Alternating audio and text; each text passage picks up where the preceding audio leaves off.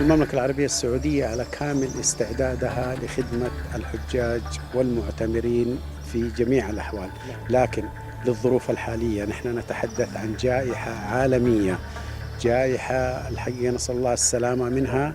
المملكة في كامل استعداداتها لحقيقة حفظ صحة المسلمين والمواطنين، لذلك نحن طلبنا من الإخوة المسلمين في جميع دول العالم التريث في عمل أي عقود حتى تتضح الرؤية.